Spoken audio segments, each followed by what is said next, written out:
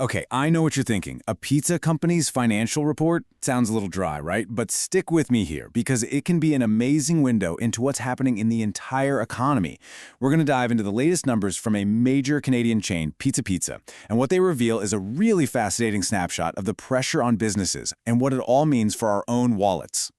Because really, how a company fights for your dollar tells us so much about the economic pressures we're all feeling. So what can a pizza chain's finances teach us about how we're all spending our money? Turns out, a whole lot. All right, first, a super quick explainer. All this info we're talking about comes from something called an earnings call. Basically, it's where a public company has to get on the phone and talk about how much money they made or didn't make. You can think of it like the report card, but it's a public one, where everyone from big shot investors to you and me gets to see how they're really doing. So let's set the scene.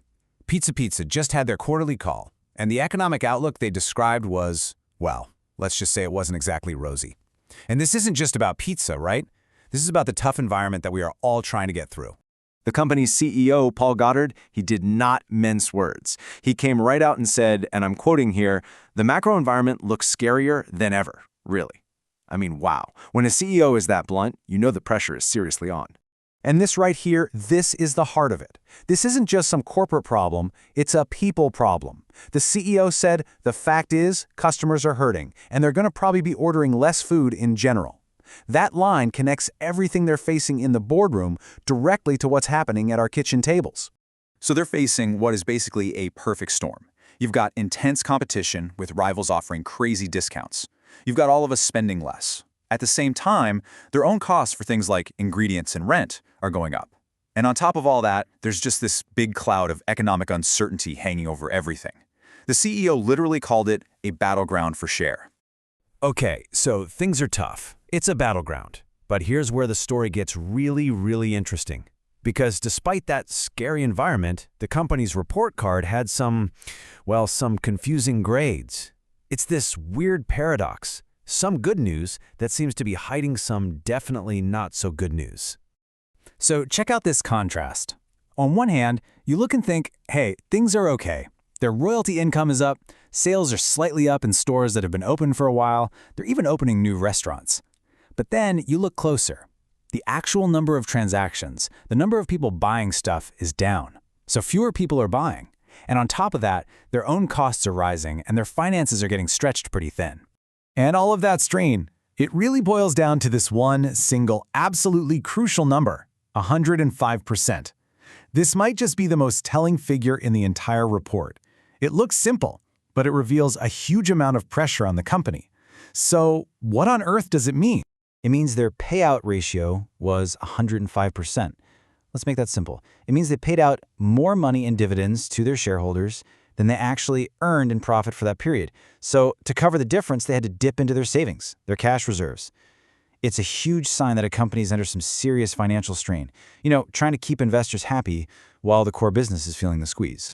All right, so the situation is dicey. What do you do? How do you fight back when things get this tough? Well, Pizza Pizza laid out their plan, what they're calling their recipe for resilience, and it all breaks down into a really clear three-part strategy.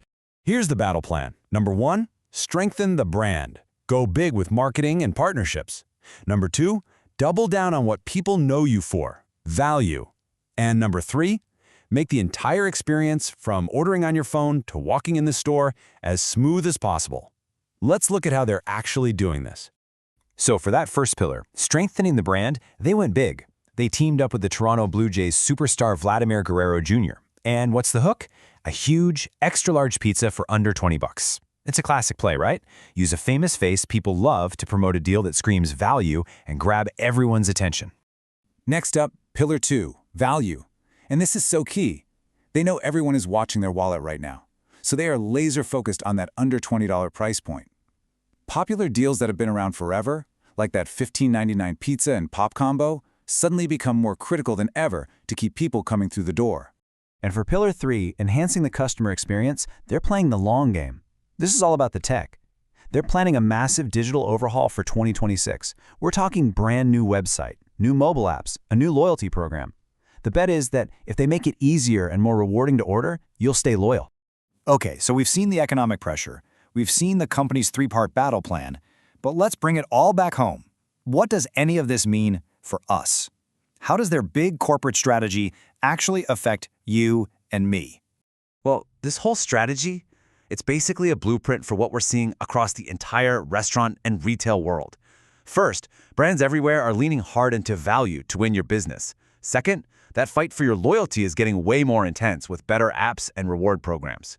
Third, companies really want you to use their own app for delivery. They call it organic delivery, because that way they don't have to pay a cut to the big delivery services. And yep, finally, that simple choice you make to pick up your food or have it delivered, it actually makes a real difference to their bottom line. And that brings us to the big question, really, the one for you to think about. As all these companies fight harder than ever in this scary economy, facing a lot of the same pressures we are, you've got to ask yourself, in this new battle for your wallet, which brands are actually going to earn your loyalty?